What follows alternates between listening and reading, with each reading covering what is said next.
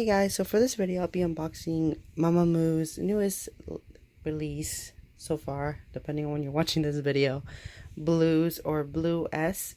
Um, I'm really happy I got this before the year ended because that means I have a complete collection from Mamamoo so far for their Korean discography.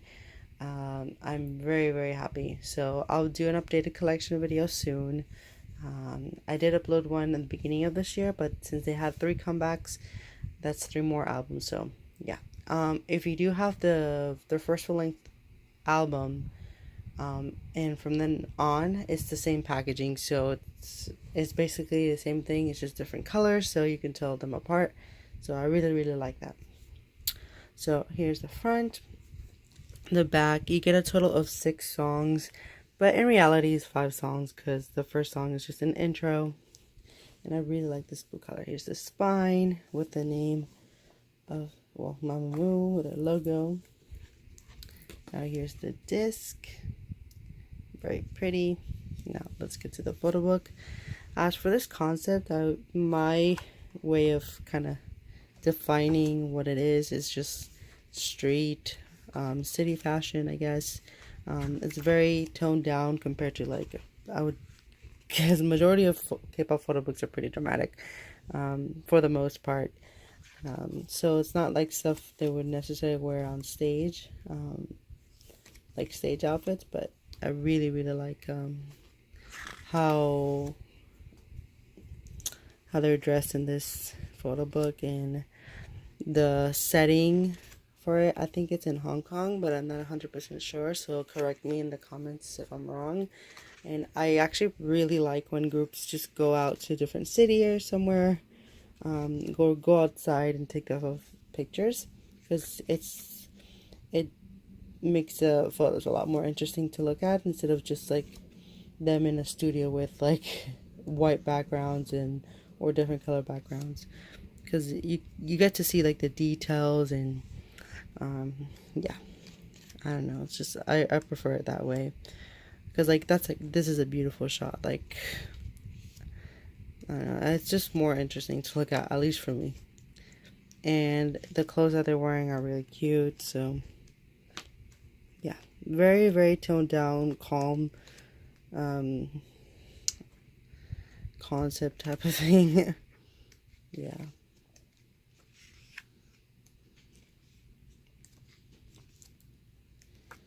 Oh, there's like here's some lyrics.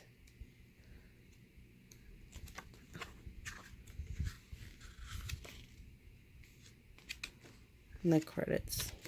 So again, it's the same packaging that they've had since their first studio album, so I love the consistency for it. Luckily my album did not get damaged. That's one thing I would warn people, is that these corners right here, the edges, sometimes they get broken and just get messes up. So yeah, be careful with this album anyways, because sometimes it gets either damaged if you drop it, or just on the shipping if you're getting it like shipped to your country. As for my opinions about this album, I actually really enjoyed it.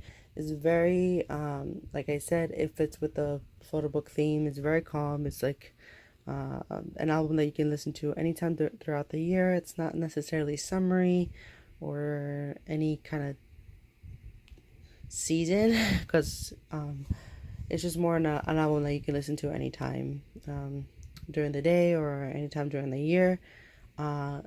So it's all the tracks kind of flow well together.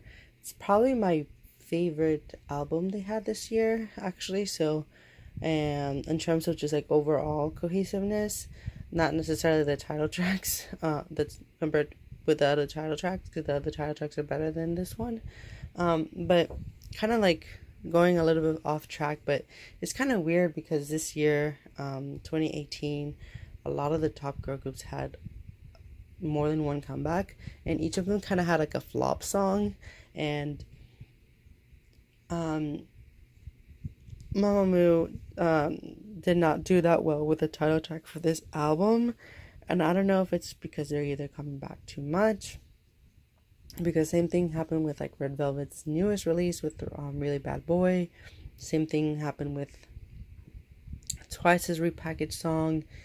Um, so yeah, I'm just like really, I don't know, not necessarily confused, but I can understand. Um, Sometimes with like an oversaturation, like people kind of, you know, don't really like are less anticipated about the songs. So I don't know, maybe that's just a sign to the companies because a lot of these girl groups had like flops. Like same thing for G Friend.